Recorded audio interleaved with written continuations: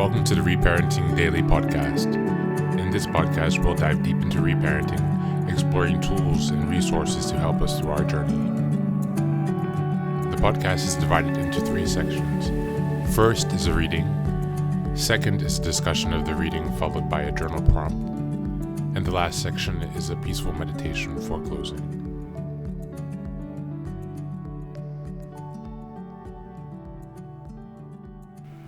Today's reading is from Social Intelligence by Daniel Goleman.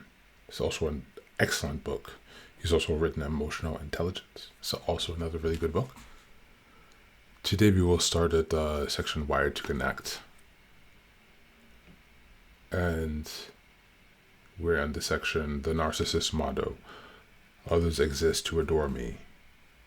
She had promised to read him an erotic passage from a novel. But now he was furious. At first, everything seemed fine.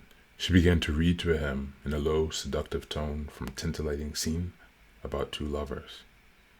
He could feel himself getting a bit aroused. But as the passage grew steamier, she grew nervous, alternatively stuttering and hesitating, then plunging ahead in rapid chunks. She was clearly flustered. Finally, it was just more than she could handle. Pleading that the passage was just too pornographic after the point she refused to read on. To make matters worse, she added that something about him made her uncomfortable too. Continue. Worse still, she admitted that she had gone ahead and read the whole passages for other guys. The scene was played out 120 times, each time with a different man, as a part of an experiment at an unnamed university. The woman reading the steamy prose was an assistant in the study of what provokes some men, but not most others, to force sex on women. The scenario was set up deliberately to prod men first to feel aroused, then to feel frustrated and put down. After the setup, each man had a chance for retribution.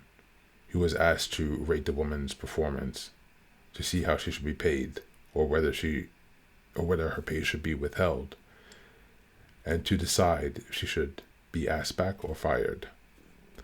Most men forgave the woman, especially when they heard she needed the money to pay for her tuition, but true to type, those with narcissistic tendencies were outraged by the slights and retaliated the most. Narcissists, feeling they had been cheated of something to which they were entitled, were punitive on every count. And on an attitude of sexual coercion, the more narcissistic the man, the more he approved of coercive tactics. Had this been a date where the couple made out and then the woman wanted to stop, the research concluded such men were most likely to force sex on her despite her protest. Even unhealthy narcissists can sometimes be charmers. The very name of the Greek myth Narcissus, who was so entranced by his own beauty that he fell in love with his own image reflected in the lake. The nymph Echo also fell in love with him, but she ended up spun and heartbroken, unable to compete with his self-adoration. As the myth suggests, many narcissists attract people because of the self-confidence they can exude, can lend them a charismatic aura. Although they are quick to put others down, unhealthy narcissists view themselves in absolute positive terms. They are understandably happiest in marriage with someone who will be willing to unfailingly fawn. The slogan of the narcissist might be, "Others exist to adore me."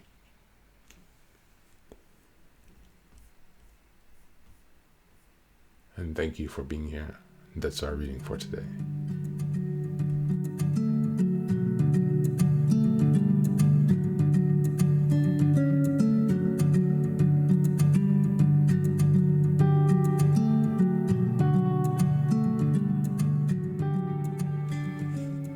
Yes, the narcissistic motto, "Others exist to adore me." His Majesty the Baby. The late development. It's funny how 2 sides of these coins, codependency and narcissism. the fawning versus the fighting, how these two match up. Perhaps you've heard of the human magnet syndrome by Ross Rosenberg, or if you've heard of other famous podcasters, Lisa Romano, who is famous for her narcissistic abuse recovery. And so, when we grow up in a bubble of dysfunction around people who are emotionally immature and perhaps narcissistic or codependent themselves, we don't receive the education that we need to trust ourselves. We don't receive the education we need to make social interactions beneficial and enjoyable.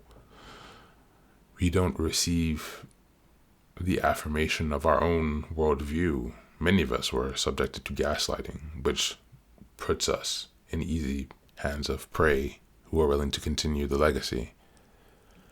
And so what I've seen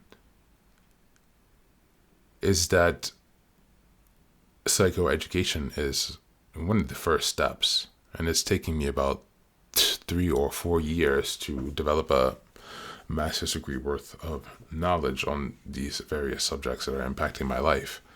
And awareness to narcissism is that has been one of the most profound understandings and how it's impacted my life, because I've been surrounded by them for so long. And so today, I would like to reflect on how many narcissists do you have in your life? How are you impacted by them? When you reflect back, can you easily distinguish them? And how prepared are you to deal with them in the future, to recognize them and to mitigate them? Those are what we can think for today in our journaling. Again, thank you for being here, and be well.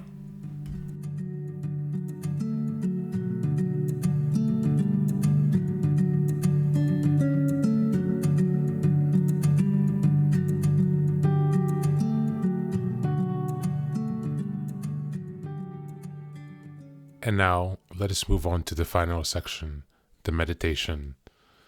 This is an unguided meditation. I will simply provide some music and you can take some time to relax. Please feel free to choose a location and a place where you feel safe and where you can be undisturbed for the next 10 minutes. You can choose to be sitting down, standing, as you like, wherever you are most comfortable. Thank you for being here and enjoy the meditation.